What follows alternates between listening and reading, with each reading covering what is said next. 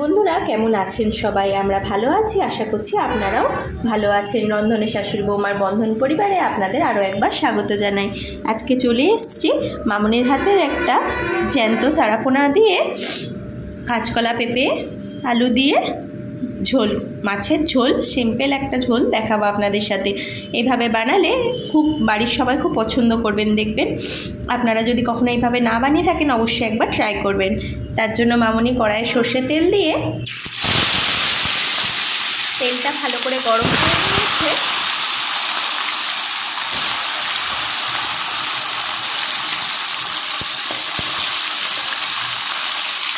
এবার জ্যান্ত রুই মাছ যে এনেছিল বাজার থেকে টাটকা, সেই মাছটা ভালো করে ধুয়ে পরিষ্কার করে নিয়ে লবণ হলুদ মাখিয়ে নিয়ে এবার ভাজতে দিয়ে দিল। প্রথমেই মামুনি মুড়ো আর লেজাগুলো ভেজে নিচ্ছে লাল লাল করে, আর তারপরে রিং পিসগুলো ভাজবে মাঝে।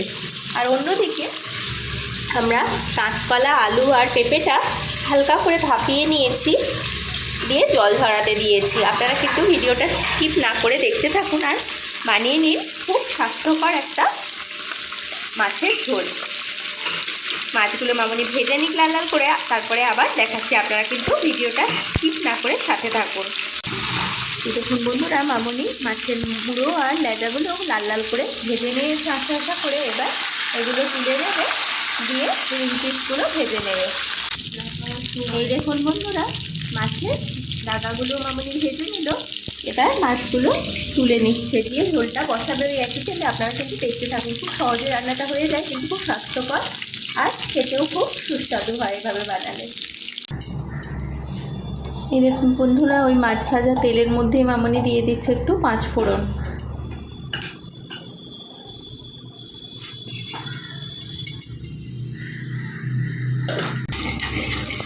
পাঁচফোড়নটা তেলের মধ্যে নেড়ে নিয়ে এবার দিয়ে দিচ্ছে চেরা পেঁয়াজ। এই ঝোলটা রান্না করতে এমন কোনোই মশলা লাগে না। আদা তো দিতেই হবে না, কারণ কাঁচকলা বলে আদায় কাঁচকলায়, আদা আর কাঁচকলার ঝোলে আদা ব্যবহার করার কোনো দরকার নেই। তাই চেরা পেঁয়াজ দিয়ে দিল পাঁচফোড়নের মধ্যে একটু, আর খুব সামান্য একটু টমেটো কুচি দেবে। অনেকে টমেটোটা স্কিপও করতে পারেন, অসুবিধা নেই, কিন্তু দিলে একটু টেস্টের ব্যালেন্সটা ভালো আসে, ওই জন্য দেওয়া আর কি। এবার দিয়ে দেবে পরিমাণ মতো লবণ। আপনারা ভিডিওটা স্কিপ না করে ঝোলটা একবার বসানোর প্রসেসটা দেখে নিন, আর এইভাবে একবার বানিয়ে দেখতে পারেন, সত্যি খুব টেস্ট হয় ঝোলটা। মামুনি পরিমাণ মতো লবণ দিয়ে দিল, দেবে খুব সামান্য একটু চিনি।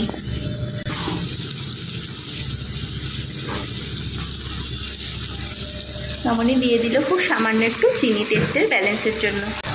এই দেখুন বন্ধুরা, এবার দিয়ে দিচ্ছে মামুনি ছোটো চামচের 1 চামচ গোলমরিচ গুঁড়ো। চামচটা খুবই ছোটো, তাই আর একটু দিয়ে দিল মামুনি। গোলমরিচটা আপনারা ঝোল, কাঁচকলা পেঁপের ঝোলে অবশ্যই ব্যবহার করবেন, তবে কিন্তু ঝোলটা খুব টেস্টি হয়। মামুনি গোলমরিচটা দিয়ে একটু নেড়ে নিল। এবার দিয়ে দেবে গুঁড়ো হলুদ আর জিরে। হলুদ জিরে খুব অল্প অল্প লাগবে এই ঝোলটায়, বেশি মশলা লাগেই না। দিয়ে দিল খুব সামান্য একটু হলুদ গুঁড়ো, আর দিয়ে দিচ্ছে ওই 1/2 চামচ মতো জিরে গুঁড়ো। এবার মশলাটা একটু নেড়ে নেবে তেলের মধ্যে। খুব সামান্য একটু জল দেবে, যাতে মশলাটা নিচ থেকে না ধরে যায়। দেখুন মশলাটা একটু নেড়ে নিয়ে মামুনি খুব সামান্য একটু জল দিচ্ছে, যাতে মশলাটা না নিচ থেকে ধরে যায়। দিয়ে দিল।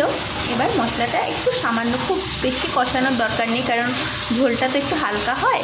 যত কষানো হবে মশলাটা রিচ হয়ে যাবে। শুধু হলুদ গুঁড়োর মশলার গন্ধ, কাঁচা গন্ধটা চলে গেলেই এবার ভাপিয়ে রাখা কাঁচকলা পেঁপে আর আলুটা মামুনি দিয়ে দেবে। কাঁচকলা পেঁপে আলুটা কিন্তু খুব বেশি সিদ্ধ করা যাবে না, মোটামুটি হালকা একটু ভাপিয়ে নিলেই হবে। দেখুন শক্ত হয়েই আছে, একটুখানি এবার ঝোলের সাথে সিদ্ধ হবে। দেখুন মামুনি মশলাটা একটু নেড়ে নিল। এবার দিয়ে দিচ্ছে ভাপিয়ে রাখা সবজিগুলো।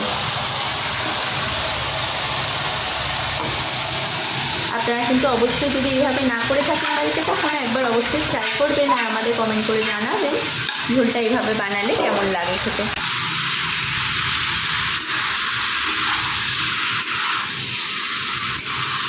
দেখুন মামনি সবজিগুলো মশলার সাথে নেড়ে নিল।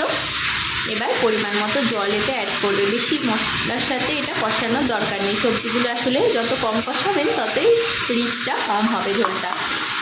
কাঁচকলা পেঁপের ঝোল তো একটু স্বাস্থ্যকর বটে, বাচ্চারা বয়স্করা সবাই খেতে পারে এইভাবে বানালে, অসুস্থরাও খেতে পারবে এইভাবে বানালে, কারণ এমন কিছুই মশলা এতে ব্যবহার করা হয় না।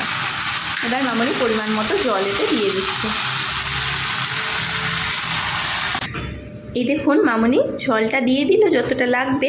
ঝোলটা একটু পাতলাই হবে, তাই একটু জলটা আপনারা বেশি দেবেন। দেখুন মামনি ঝোলটা দিয়ে এবার ঢাকা দিচ্ছে 5 মিনিটের জন্য। ঝোলটা একটু ফুটতে লাগলে তবে ভাজা মাছগুলো দেবে। আপনারা ভিডিওটা স্কিপ না করে দেখতে। এই দেখুন বন্ধুরা 5 মিনিট পরে মামনি ঝোলটা খুলে নিয়েছে। ঝোলটা ফুটে গেছে ভালো করে। এবার মাছ ভেজে রাখা মাছগুলো মামনি দিয়ে দিচ্ছে।